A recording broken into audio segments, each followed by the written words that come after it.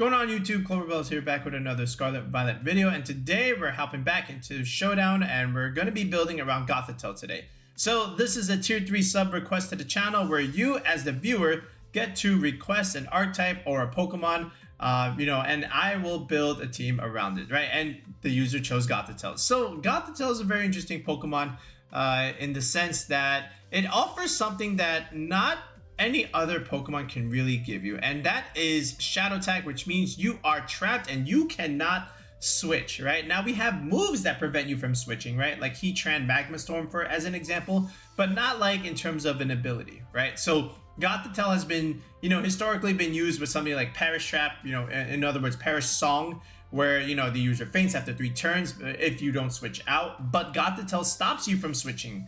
Okay, now we're not necessarily going for like full Perish Trap kind of team, but Gothitelle is still really strong in terms of like stopping the opponent and I guess yourself from, actually not even yourself, just stopping the opponent from hard switching, which is really important because then if they're caught in awkward situations, they're either forced to terastalize if they want to survive, right, or they just take the killing blow and then go into something else. Right, but now they're down a Pokemon, right? So that's the benefit of Gothitelle in terms of trapping. It forces repositional purposes that maybe the opponent doesn't want to have to do, or maybe can't even do because of Shadow Tag, right? So you're able to just, pick off one Pokemon by one, and with this ability. And really what it means is now you can pair Gothitelle with something that is hard to switch into in terms of like trying to resist. And I think no matter how you want to build a Gothitelle team, I think you always need something like this, whether it be the Water Urshifu or the Dark Urshifu, because think about it, right? One of the main ways you can like survive Surging Strikes damage or even like Wicked Blow is to like either hard switch it or terastalize, with a typing that can resist the attacks from the Urshifu. But now that you have Gothitelle, you can't switch, so you're basically forced to Terra if you want to survive, which is good for you in essence, right? So now I think Gothitelle Urshifu, like, again, like fake out pressure, from the Gothitelle, and then something like Surging Strikes, like you can't protect, right? You can't, all right? It's because, it's Urshifu. So now you have to take the Surging Strikes or terastalize into something where you're just not going to be taking super effective damage, or at least resist it, right? So that's the benefit of having something like Gothitelle Urshifu here as a combination, right? You can really force your opponent to, in certain pins where like, okay, I can't just do anything about this, right? So that's the benefit here. And what we're going to do is we're going to build actually 2 squads here with, 2 very different cores, but I think they both work, and I think they're the ideal way of trying to use Gothitelle right now as of this moment in regulationE. Okay, so we'll build the first version first, all right, and then we'll show you our Evisares, of course, and then we'll test it out in a couple games, and then from there we'll give you the second variant of a Gothitelle squad towards the end of the video, right? So you get 2 teams today that you can use, all right? So from here, I feel like, you just want to support this idea, right, with Gothitelle Urshifu, and I think Rillaboom also comes here. So second fake out user, which is really, really nice, and it really gives you that mechanic that you can just keep recycling fake outs until you're in a board position where like, okay, the opponent can't switch out anymore if they want to resist any of these attacks, and they're just gonna have to take like Surging Strikes, Grassy Glide, or Surging Strikes, Wood Hammer kind of stuff. So they're in some interesting positions here. And then from here, I think Chien-Pao also comes with these guys, right? Just have them do extra damage, and then from here you can go something like either Dragonite, for example, or you can even go something like the Hisuian Arcanine, just to round out your Fire, Water, Grass core. Now we presented the option to our viewer, right, and they decided to end up not going with Arcanine, but instead going with the Dragonite, which is totally fine, right? But during our sessions, I always ask you questions, depending on how you want to play a certain team, and they decided that they wanted to do Dragonite, which means they're going to also be capitalizing on this Chien-Pao Dragonite combination, which we all know since regulationE and that kind of stuff, right? And then from here, you got one more slot here, and this was chosen to be Flutter Mane here. Now Ghost type is really, really good with something like Gothitelle, because now what you're able to go for is something like a Perish Song, and again, the Perish won't really work on Ghost kind of type. So what you can do is you're gonna go Choice Specs on this Flutter Mane here, right? And this is what the user decided to do instead of like Booster Energy. And now you have something like this with Dazzling Gleam, Moonblast, Shadow Ball. And now this fourth move is up for grabs. You can do something like Power Gem here. You could do Thunderbolt, right? You know, it's up to you in terms of like this last move slot. But the user decided to actually have this Perish, you know, option, you know, just in case they are able to pick up a couple KOs quickly, you know, with their hyper aggressive priority heavy core, right? So now you can just do this, and then from there the game is, you know, it's basically a win now button. Like, oh, okay, the game's over now. So Perish is a really good tactic here with Gothitelle, and then you have the monster to help you do it, right? You got double fake out pressure here with Gothitelle and Rillaboom. Okay, so you have ways to make sure your Gothitelle is protected in essence and stays on the field, so this way the opponent can't switch out and has to keep taking you know, turns of Perish, right? Which means you're also going to be going for protect here, so this way you preserve and extend your Gothitelle's longevity on the field, right? So this is what was ultimately chosen, and again, this is only one kind of core. I have a second core if you're patient enough to wait till the end of the video, but this is what we decided, you know, just something that's like very standard and consistent. Gothitelle +5, very strong, top 5, top 10 Pokemon, you know, within the format, and it just makes sense. It's something that's been done before, you know, with Urshifu, with Chien-Pao, and then, you know, the options are flexible from there. But this is one way to really utilize this trapping potential of Gothitelle, right? Forcing them to take, you know, extreme speeds or you know, icicle crashes or hard-hitting physical moves that they don't want to be taking. Okay, and that's the benefit of Gothitelle. All right, so now from here we're gonna just round it out with the rest of the moves, the EVs, the items, the movesets, and the Terras. All right, so back here, and now your Gothitelle, basically what we're gonna do is have Psychic here. You know, we gotta have at least one attacking move, and then the last move here was chosen that it was Taunt, right? So basically you have also an option to go with something like Helping Hand here, which is also something I presented to the viewer, but they decided to also ultimately go for Taunt. And Taunt is totally fine, because with Taunt you're able to deny potential setup, deny Trick Room, you know, stuff that may put you in a bit of trouble, right? And you want to deny setup too, just because you know, stuff like Nasty Plot and Swords Dance boosted things can really break the Gothitelle, so we don't want that. So if you can just get off a timely Taunt, or even like Taunt and Amoonguss, for example, you know, the Sleep Powder stuff, that's also very useful. So Taunt is great, Helping Hand is great too, but it's up to you how you want to play it. So if you want to take this 6 and adjust my Pokepaste and, you know, just put Helping Hand here as opposed to Taunt, that's totally fine too. It just all depends on what you think is best for you as a player. All right, then from here we just went with Terra Water. You know, Surging Strikes from Urshifu is not fun to take, especially if they have like Terra Water with Chien-Pao. So we can technically live it, you know, with our spread that we're going to show you, but ultimately we just decided, look, let's just Terra, let's have that option, so this way we can you know, live it anyway. The Urshifu here, Choice Scarf, right? We don't have a Tornadus here, so Scarf is going to help, and it's going to help you outspeed those annoying Choice Scarf Landresses, Close Combat, Aqua Jet, and then U-Turn. Now on teams that don't have Rillaboom, for example, you can definitely go Ice Spinner here to blow up terrain, you know, which is really useful against Indeedee stuff. So, but because we have a Rillaboom here, we're gonna just keep things not Icicle Crash heavy, right? Icicle Spinner, that's what I meant. Ice Spinner? Yeah, Ice Spinner. Okay, Assault Vest on our Rillaboom here with Grassy Surge. You know, just another fake out user again. It's just really helpful. And then you don't even have to bring the Gothitelle every game. You can just do Rillaboom Ursh, fake out Surging Strikes again, you know, which is also very useful in that sense. Grassy Glide, of course, Wood Hammer. And then here's your pivot move, which is really nice. You know, both Urshifu and Rillaboom, they have a pivot move, which is, I think, good, you know, in terms of like making sure that you have the ability to reposition and your opponent doesn't. Okay, so this way you can get the mons that you want on the field while they are stuck with what they have, right? And sometimes you might get it wrong, like Gothitelle Urshifu might not be the best lead. So let's go for a U-turn, let's switch out into something else, okay? Maybe we might even fake out the threat, okay, turn 1, and then get in something that can, you know, KO the threat next turn, and they can't switch out, or they're forced to terastalize because of it, right? But yeah, then Chien-Pao here, standard Focus Sash set with Terra Ghost, by the way. To dodge fake out stuff as well, you know, fighting with the fighting move, Icicle Crash, of course, then Sucker Punch, Sacred Sword, then Protect. Okay, very standard Chien-Pao set. Dragonite Choice Band, of course.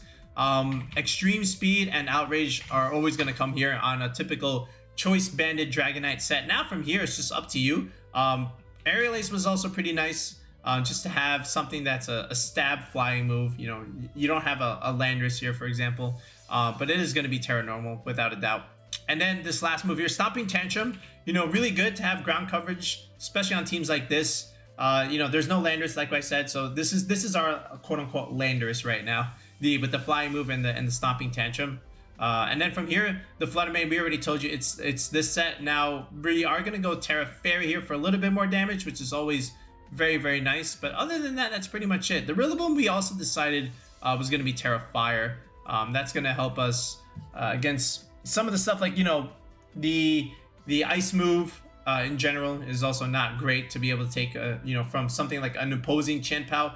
You get to neutralize the flying move against Rillaboom. So you got that going for you. And then, of course, a fire move into Rillaboom. You know, fire resist fire, so you might as well just go for that. But yeah, this was the team. So let's go ahead and let's keep adjusting our EVs here. So let's go with the Gothitelle first. So you have some options here. Either you go bold, right, to be able to resist physical stuff, right, which is fine because we are in a very physical meta. Or you can go with something like Calm, right? And the benefit of Calm, where is it over here, right?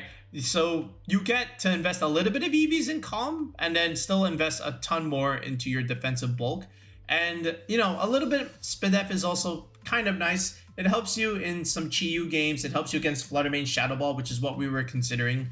So in that sense, yeah. And then from here, you just, you know, invest almost everything into HP like this. But I went with 244 instead of 252 because I wanted this 176 number, which is great for Rillaboom Grassy Terrain Recovery, as well as the Citrus Berry. So it's just a little bit of optimization. You save yourself an EV, which can come in handy. And with that EV that I saved, you know, you just put 1 point here in special attack and speed. You know, you don't really need speed for a Gothitelle kind of thing.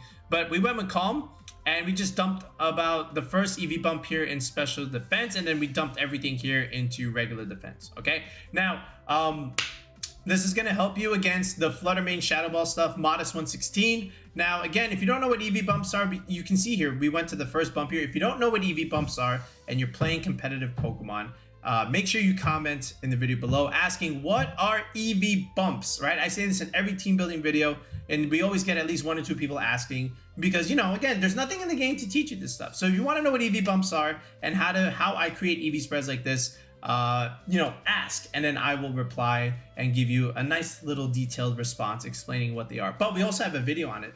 We actually have 2 videos on it. But if you don't want to search the channel that far, just ask in the comment section and I will tell you.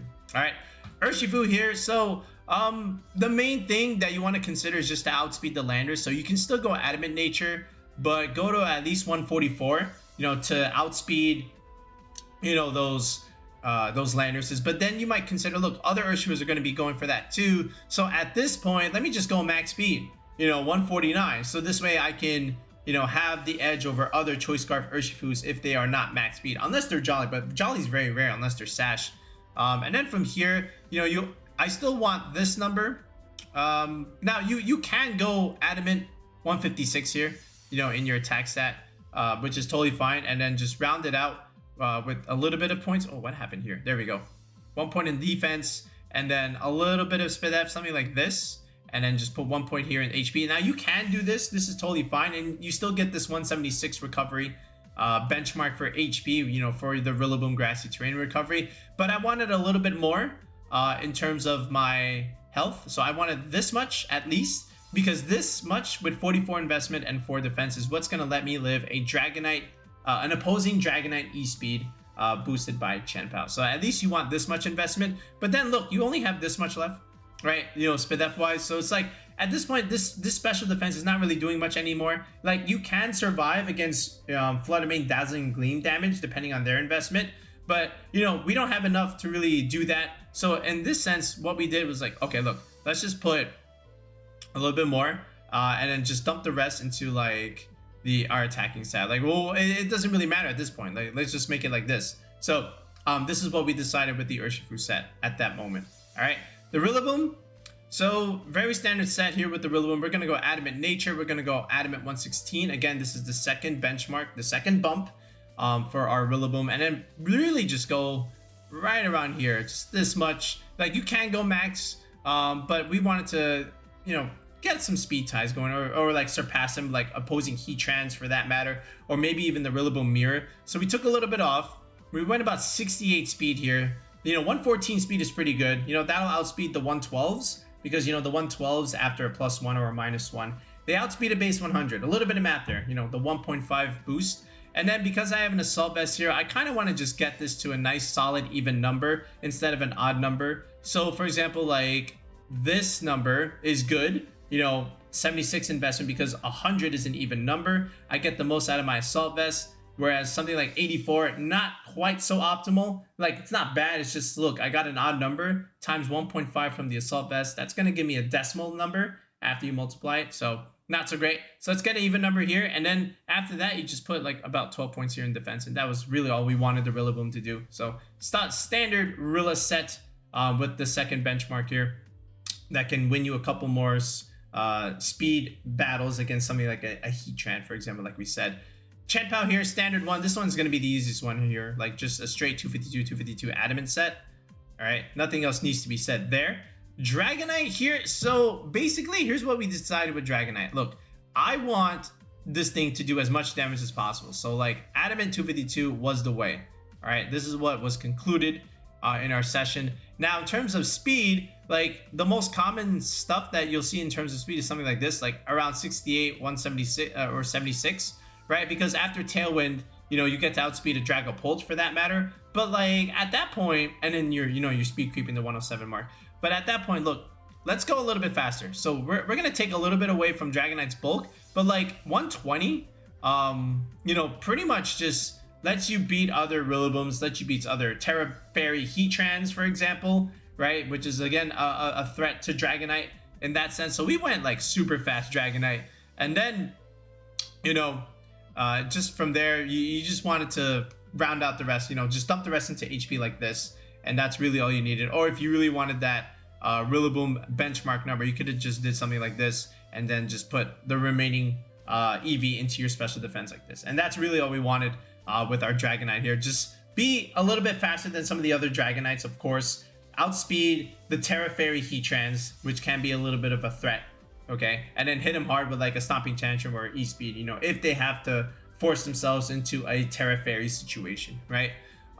Then from here, the Flutter Mane. So I've always been using this standard bulky Flutter Mane set, and that's just to survive the Chien-Pao adamant attacks, whether it be Sucker Punch, Icicle Crash, that kind of thing. So I still went Timid Nature, but I went to about 189 here. And the reason why I went there is because I want to outspeed 187, which is the modest max speed Flutter Manes, right? So at this point, you know, we have Timid, but, you know, we're not like investing all our EVs in speed. I just want to outspeed the mirror, the modest mirror. And now I have extra EVs to play with, which I can put into my bulk, which is exactly what I'm doing here.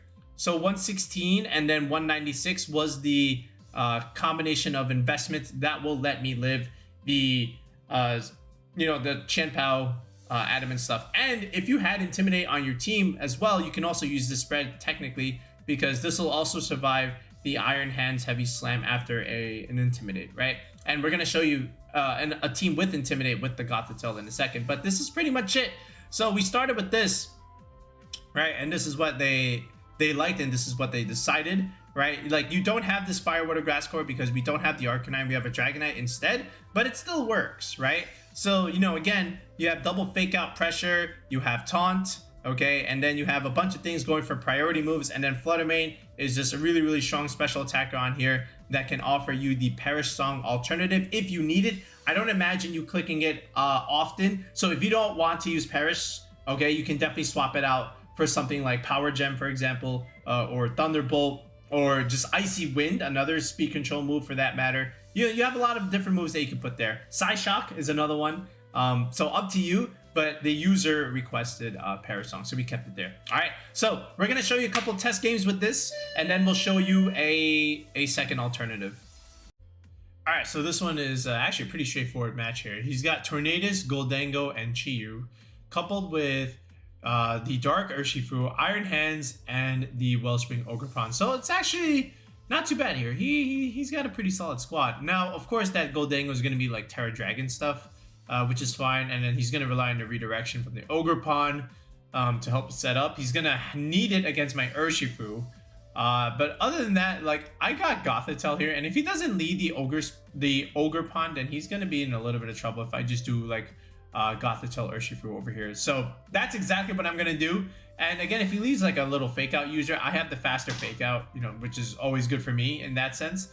But that's just to see how he decides to play it, right? So we're just gonna go ahead and play this, the match here. So he goes with I believe it was Gholdengo and Chiyu, which is actually very interesting. Like, look at this position. Like, what does the Chiyu do here? Force the Terra, but I'm just gonna go in Chien-Pao here. I want to get some damage into the Gholdengo first, right?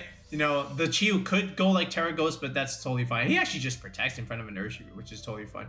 So here's the Gholdengo, right? And I'd rather do this, right? Because then the Chien-Pao is not even in next turn. Like, you might ask, like, why not just target the Chiyu? Because I needed the Chien-Pao first. This Chiyu is not going anywhere. Even if he wanted to switch, it would have died. So he didn't even bring in the Ogerpon. But I really wanted this Gholdengo dead because this was the threat, not the Chiyu. I would Scarf Urshifu either way. Okay, now he brings in Iron Hands, and now he brings in the Ogerpon, which is still fine. Okay, I'm going to go into Dragonite here, and I'm just going to protect just in case he decides to fake out the Chien-Pao here. Alright, I still have terastalization on my side. Like, Horn Leech is good, you know, again, but that's why I switched into Dragonite. Spiky Shield, but that's fine because I knew he would try to protect the Ogerpon because he can't risk it dying. And this is where Stopping Tantrum is going to be really, really good. And then, of course, we just go back into Gothitelle, reset the Dragonite, try to get the Aerial Ace into the Ogerpon. It doesn't really matter from here on out, right? Because we have Fake Out plus Sacred Sword. Again, you know, really, really strong combination. And now that's pretty much all she wrote here because now we can even taunt. He can protect again if he wants, but like he just dies to another Sacred Sword. So again, Gothitelle really, you know, putting our opponent in a bad spot turn one, unable to switch out. All right, second one here. This one's a little bit of a weird one. He's got the Enamorus here which is otherwise looks relatively standard. There is a Gastrodon there. I would imagine that's for Urshifu, right? Because other than that, look at how strong Urshifu looks into a lot of these mons that can't even switch out here. Like it's just one shot KOs here. So basically, now what we want to do, you know, just lead the same combination. Like honestly, like how does he beat it? He has to have the Gastrodon in this game, right? It's just all that matters. Like where is it? So here's the Arcanine. That doesn't matter. That's gonna die. And here's the Gastrodon. So here's the thing. I just want to fake out the Arcanine, making sure that it doesn't do any damage, and trying to get the Gastrodon off the board with close combat. Because once you get rid of the Gastrodon, the Arcanine is slim pickings, right? And the only way he can really do anything is just to like go Terra Fairy here, which he doesn't even do. So I'm just gonna go into Dragonite here. He protects the Gastrodon, but look, the Arcanine just drops here. You know, it's a close combat. I am Scarfed, of course. And now, of course, Gastrodon gets pressured next up because again, we need to remove that so Urshifu can clean up, right? So here's Chien-Pao. We're gonna do a ton of damage here with our Dragonite, of course, with the Terra normal E-Speed. Goodbye, Gastrodon. You know, technically, I might not have even needed it in that sense, right? I could have just stayed because from that range, Gastrodon looked very vulnerable. And then I wouldn't have had to die to another superpower here. So, I go protect Chien-Pao just in case of the Sucker Punch. That is not a Defiant Kingambit, by the way. There was the Sucker Punch there. There's the superpower. So it does remove the Dragonite there. So this is also why maybe I didn't need to Terra necessarily. So that was my fault. But the Enamorus does reveal Protect at long last. But I wanted to get rid of the Kingambit first, just so that he couldn't Sucker Punch my Chien-Pao. But here we go. Another Protect here. And I just want to get rid of the Enamorus here. So he goes for a second Protect, which I don't quite understand, right? Because I guess he wanted to like not get Sucker Punched. But Kowtow Cleave was correct from the Kingambit. But either way, we still win because Urshifu comes in. Now that the Gastrodon is gone, Urshifu is just able to just finish the game here against the Kingambit. We get a crit there. That doesn't even matter. But yeah, the only mistake here was that, you know, we didn't need to Terra the Dragonite, I guess, from that range, you know, against the Gastrodon. Choice Banded, Chien-Pao boosted, E-Speed from a Dragonite. Which should have been enough from what looked like it was about half health there. So, you know, but that's okay because again we could have resisted all the fighting moves. But either way, you know, still the Gothitelle put our opponent in a pretty tough spot because the Arcanine didn't really do anything for the game. You know, it was just trapped in there. Didn't even Terra. He saved the Terra Fairy for his Enamorus, which I think he should have saved for his Arcanine in that sense. But I guess he felt like you know, might as well. Here's another one. Same thing. Like, look at this. It's a Palafin that obviously wants to pivot. Like you could even do like Palafin Arcanine Flutter Mane here. This is like a very classic Reg C team with like instead of a Mungus or something, you have like a Sinistcha. So I kind of understand this.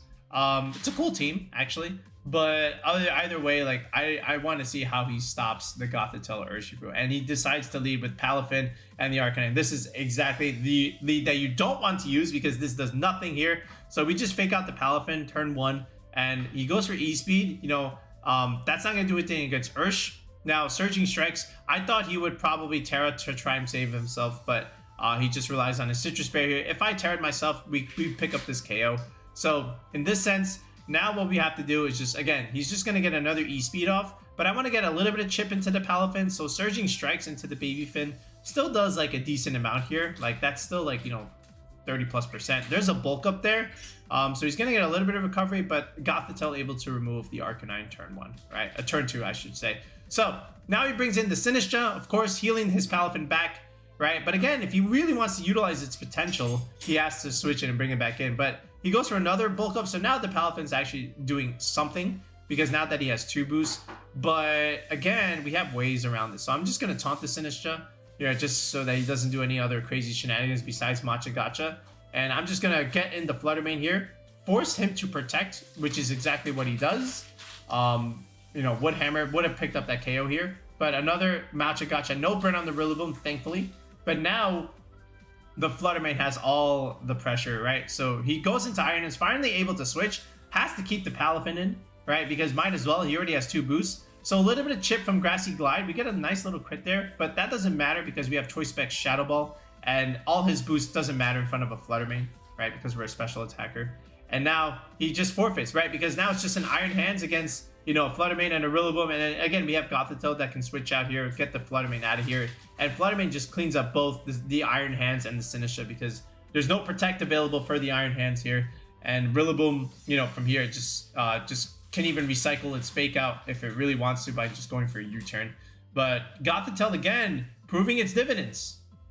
All right, so now I'm going to show you a second variation of a Gothitelle kind of core. And we're going to take a little page out of Mr. James Evans' book and go with that Roaring Moon, Arcanine, the Hisuian Arcanine, and Gholdengo idea, right? So remember, Gholdengo's still a ghost, you know, just like Flutter Mane. So, you know, that's also relatively beneficial. But again, we're not going for Perish here. The idea is that we have Fake Out Pressure that can also support the setup of Nasty Plot with our Gholdengo here. So that's also really nice. And then again, not too many things want to take a Make It Rain and be able to, or even like switch out from it. So there's the benefit there with Gothitelle and Gholdengo, right? So that's pretty cool. And then from here, look, you got Roaring Moon with Tailwind support. You have Hisuian Arcanine here with the Choice Band pressure, of course. Now we don't have Chien-Pao here, but that's okay. We don't necessarily need the Chien-Pao because we still have this fire, water, and then now we're gonna need a grass core. You can even go Rillaboom again. That's totally fine. But how about let's go Amoonguss, dude? Like, dude, we just put everything to sleep, right? Gothitelle Amoonguss, right? And then from there, switch in our big hitters and then start knocking things out, you know, for things that are asleep. So let's actually like remaneuver this. So let's go like Moon, Arcanine, Gholdengo over here. Okay, Gothitelle Ursh, and then a Moon. Actually, let's put Amoonguss here with the Gholdengo. I kind of like this arrangement just because.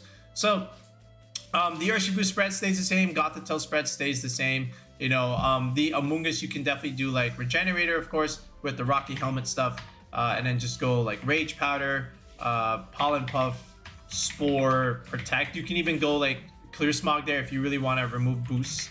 But I think Protect is still like pretty good. So like 1, 2, 3, 4 things are going to have Protect on this team, so that's relatively nice. The Roaring Moon set is going to be Booster Energy with the Breaking Swipe knockoff set with Terra Poison again.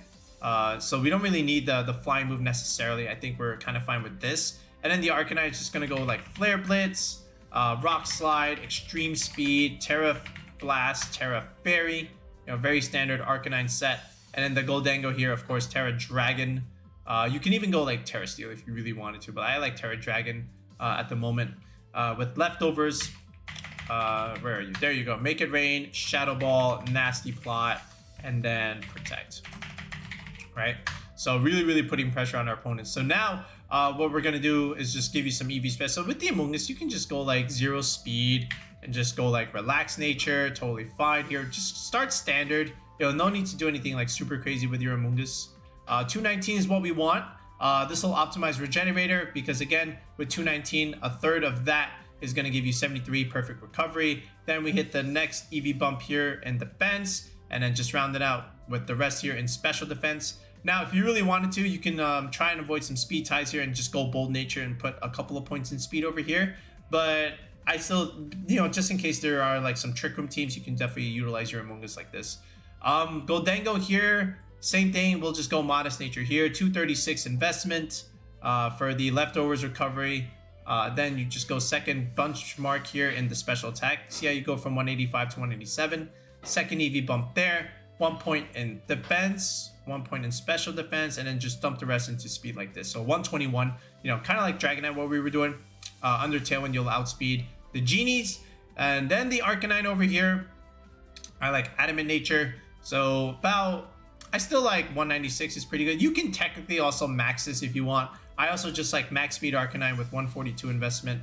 And then the rest just goes into HP like this. So if there is a Rillaboom on your team, or if there was a Rillaboom on the other side, 176 will give you a little bit more optimal recovery. But other than that, you could just do this. If you really wanted to, you can just do like max attack Arcanine, for example, and then take a little bit off the speed, but it's still fine.